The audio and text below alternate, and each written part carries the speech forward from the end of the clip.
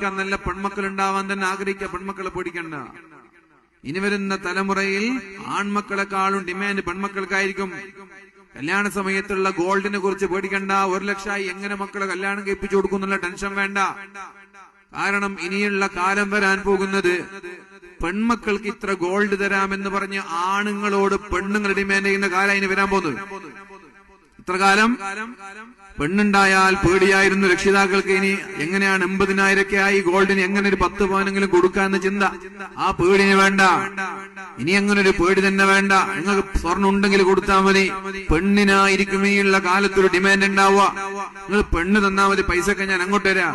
ഇനി പെണ്ണ് ഡിമാൻഡ് ചെയ്യും, എനിക്ക് ഇത്ര മഹർ അഥവാ ഇത്ര പവൻ തന്നാലേ, ഇത്ര ക്യാഷ് തന്നാലേ ഞാൻ കല്യാണത്തിന് തയ്യാറാവൂന്ന് പെണ്ണ് ഡിമാൻഡ് ചെയ്യുന്ന ഒരു കാലഘട്ടത്തിലേക്കാണ് നമ്മുടെ കാലം പോകുന്നത്. വേണമെങ്കിൽ എഴുതി വെച്ചോ, അങ്ങനെ ഒരു കാലഘട്ടത്തിലേക്കാ പോകുന്നത്. അതുകൊണ്ടൊരു കാരണവശാലും പെണ്ണിനെ പേടിക്കണ്ട.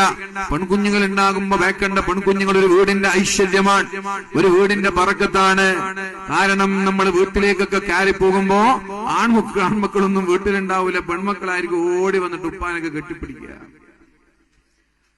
നമ്മളൊക്കെ വീട്ടിലേക്ക് കയറി പോകുമ്പോ ആൺമക്കൾ അങ്ങ് ഗ്രൗണ്ടിലും ടർഫിലും ബസ് സ്റ്റാൻഡിലും പീടികത്തണ്ണയിലും മൊബൈല് കളിച്ചിരിക്കും. നമ്മൾ പോകുമ്പോ നമ്മളെ മെയിൻറ്റെയിൻ ചെയ്യാനുണ്ടാവും നമ്മുടെ പെൺമക്കളാണ്.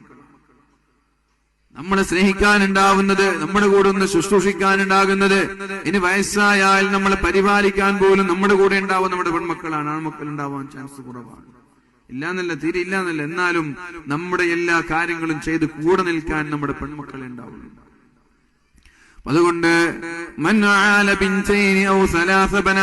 പെൺമക്കളോ 2 പെൺമക്കളോ ഉണ്ടായി എന്നിട്ട് അവർക്ക് നിങ്ങൾ വിവാഹം ചെയ്തു കൊടുത്താൽ, അല്ലെങ്കിൽ ഒരു ദീനിയായ ചിട്ടയോടെ മരിച്ചു പോവുകയോ ചെയ്താൽ ഞാനും നിങ്ങളും സ്വർഗത്തിൽ ഒന്നിച്ചുണ്ടാകുമെന്ന് പരിശുദ്ധ റസൂലുള്ളാഹി സ്വല്ലല്ലാഹു അലൈഹി വസല്ലം